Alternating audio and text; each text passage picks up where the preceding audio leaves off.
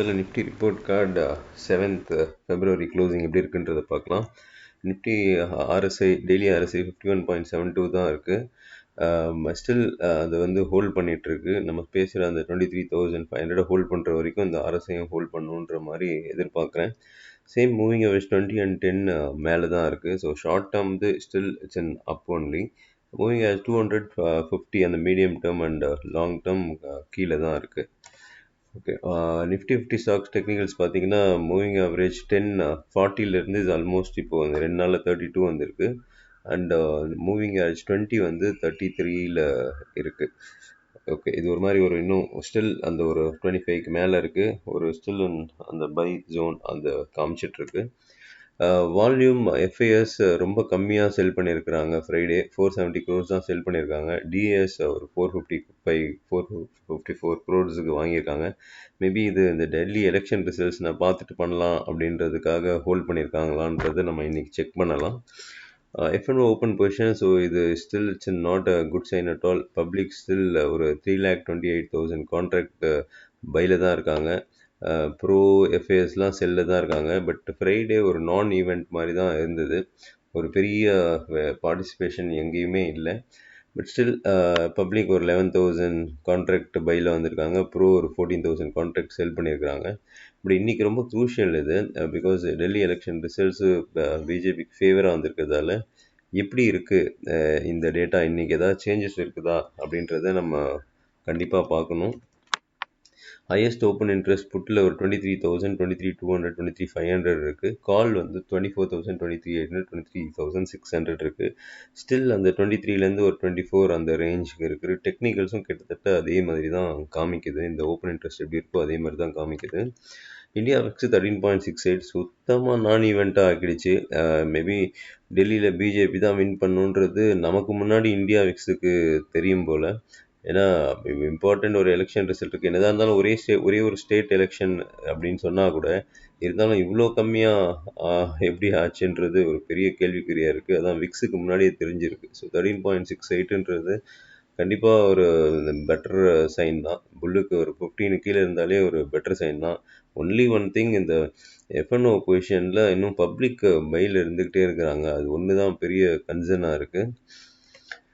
Okay, இந்த week ஃபெப்ரவரியோட support 23,300லேருந்து 23,250 இருக்கிறதுக்கு நிறைய சான்சஸ் இருக்குது. Closing base stop loss 23,195. இது ரொம்ப நாள் நம்ம இதுக்கு சொல்லிகிட்ருக்கோம். ரொம்ப நாள் இப்போ ஸ்டாப் லாஸ் ஹிட் ஆகலை. அதனால் we need to be little careful. Closing base stop loss கண்டிப்பாக ஒருத்தர் இன்கேஸ் சப்போர்ட்டில் ஏதாவது வாங்கினாங்கன்னா 23,195 closing base stop loss maintain பண்ணவே முடியாது.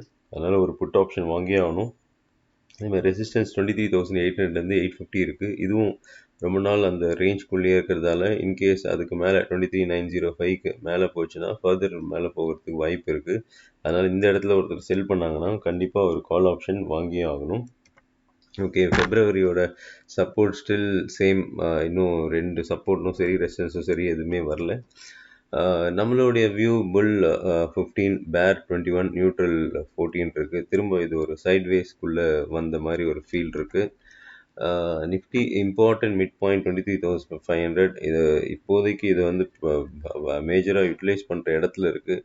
இதுலேருந்து ஒரு 20 பாயிண்ட் ஏற்கனவே சொல்லியிருக்கேன். 23,480க்கு கீழே டெய்லி க்ளோசிங் வச்சதுன்னா then we look for selling opportunity. அதேமாரி 23,520க்கு மேலே இப்போ அதுதான் க்ளோஸ் ஆகிருக்கு. ஸோ அதுக்கு மேலே இருக்கிற வரைக்கும் பையிங் ஆப்பர்ச்சுனிட்டி பார்க்குறது நல்லது. ஏன்னா இது பக்கத்தில் இருக்கும்போது நிறைய ட்ரேட் சான்ஸ் கிடைக்கும். அதுக்கப்புறம் இது இங்கேருந்து ஒரு 1000 பாயிண்ட்ஸ் மேலேயோ கீழேயோ போச்சுன்னா அதுக்கப்புறம் இதை பேஸ் பண்ணி நம்ம ட்ரேட் பண்ணுறதுக்கு கொஞ்சம் கஷ்டமாயிடும். ஓகே, 3 குட் நியூஸ் வந்திருக்கு. டேக்ஸ் கட்டு வந்திருக்கு, தென் ஆர்பிஐ ரேட் கட் வந்திருக்கு, தென் பிஜேபி வந்து டெல்லியில் வின் பண்ணியிருக்கு. ஸோ கண்டினியூஸாக 3 குட் நியூஸ் வந்திருக்கு. விக்ஸ் ஃபென்டாஸ்டிக்காக குறைஞ்சிருக்கு. எல்லாமே ஆர்எஸ்ஐ ஒரு 50க்கு மேலே இருக்குது. 10 மூவிங் ஆவரேஜ் 20 மூவிங் ஆவரேஜ்க்கு மேலே இருக்குது. அதெல்லாம் குட் சைனாக இருக்குது. வேல்யூவேஷனும் பெட்டராக இருக்குது. ஆனால் ஒன்று F&O ஓப்பன் பொசிஷன்ஸ் மட்டும் நமக்கு அந்த ஒரு ரொம்ப ஒரு அக்ரெசிவாக நம்மளால் பண்ண முடியல. அதுக்கேற்ற மாதிரி பார்த்தோம்னா மார்க்கெட்டும் ஒரு அக்ரெசிவாக இல்லை. நம்ம ஒரு லோ சொன்னோம், அந்த லோலேருந்து ஆல்மோஸ்ட் ஒரு 1000 பாயிண்ட்ஸ் அப் மூவ் கிடச்சிது.